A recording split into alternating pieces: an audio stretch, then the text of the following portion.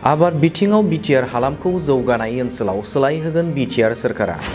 बाक्सा जिल्लानि सिङाव थानाय दिगलदङा मेडिकेल साब सेन्टाराव MGNरेगा मावबिथांखिनि जोहै दंफां गायनाय आरो हा खोनाय हाबाफारिखौ बेखेवना होयो बिटिआरनि मावफुं सोद्रोमा कनेसाम दासआ। बे हाबाफारियावनो बाहागो लाना बिथाङा खौरांगिरिनि सिगाङाव फोरमायोदि दिनैनि समाव आबाद बिथिंखौ लानानै बिटिआर सोरखारा खामानि मावबाय थानायखौ फोरमायथिदों। फैबाय थानाय समाव बिटिआर हालामाव आबाद बिथिंखौ लानानै जौगानाय फारसे खामानि मावलांनायनि बिथांखिफोरखौ बुंथियो। बे समाव मसलपुरनिफ्राय देबाजुराम गयारिनि खौरां। मेडिकेल सकआव फैबाय फैनानै दा इयाव हार्ट फिलिं आरो दंफां गायनायनि एस्टिमेट दंमोन 5 लाखनि इयाव मोजाङै गायनाय थाखायनो आं रायजोफोरखौ बुंबाय आरो डक्टरखौबो नायनो होबाय। इयाव 2 डक्टर दङ, सासे जेन्टस सासे लेडिस आरो इनि उनाव इसोर थानाय स्टाफफोरखौ आं बुंबाय बे खामानियाव जे खुनु जेन गाज्रि जाया, मोजां खामानिखौ मावनानै जेन सोलिनो हानाय जायो।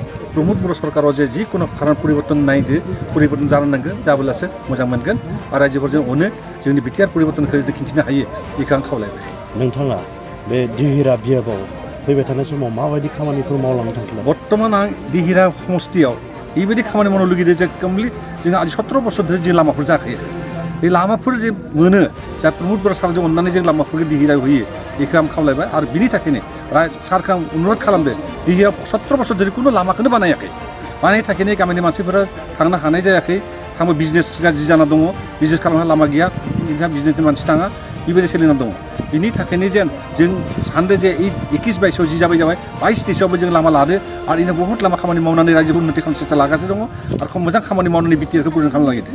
नोंथाङा आबाद बिफाननि सासे EM हिसाबै बिटिआरआव आबादनि सायाव खामानि मावनो माबायदि थांखिफोर लादों फोरमायगोन नामा? दा बर्तमान एग्रिकालचार डिपार्टमेन्टआवथ' जों बेबायदि खामानि लागासिनो दङ। मैयाबो जों रबिबार होबायनो ट्रेक्टर होबाय आरो जों गिदिर फार्मारफोरखौ जे खेथि खालामो बेफोरखौ जों फ्रियाव गारि होबाय आरो पावार टिलारबो रानबाय। बेबायदि बहुत खिनि जों लादो, हर्टिकालचारनिबो लादो, प्लान्टेसन लादो आरो इनि उनाव एग्रिकालचारनि जिखुनु माबाफोर बिजफोर फैब्लाबो बेगरफोर फैबाबो सिगां लाबोनो हायो।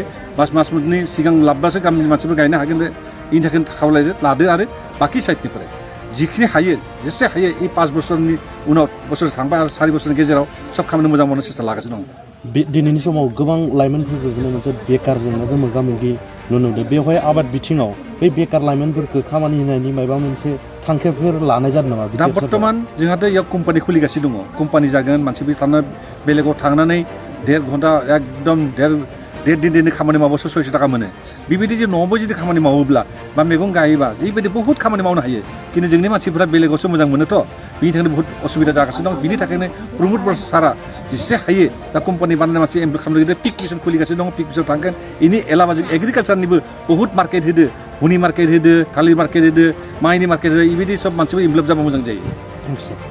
गोग्गो आदार जाग्रा सुबुंफोरनिसिम मोनसे गोजोनथाव खौरां। उदालगुरि जिल्लानि सिङाव थानाय मावरिया गामियाव मनाटिसा गावसुंथा हान्जानि सोद्रोमा हांमा ब्रह्म बिथाङा आसाम स्टेट रुरेल लाइभलिहुड मिशननि गेजेरजों खानस्रि हासार आरो गोबोर हासारजों दिहुनजानाय अर्गेनिक मैगं थाइगंनि गला बेखेवनाय जाबाय। गोग्गो मैगं थाइगं जाग्रा गोसो गुदुं बायग्रा सुबुंफोरा गाहायाव होनाय जानबुं नम्बराव जगाजग खालामनो हागोन। जानबुं नम्बरा जाबाय 8011748256। जानबुं नं 8011748256।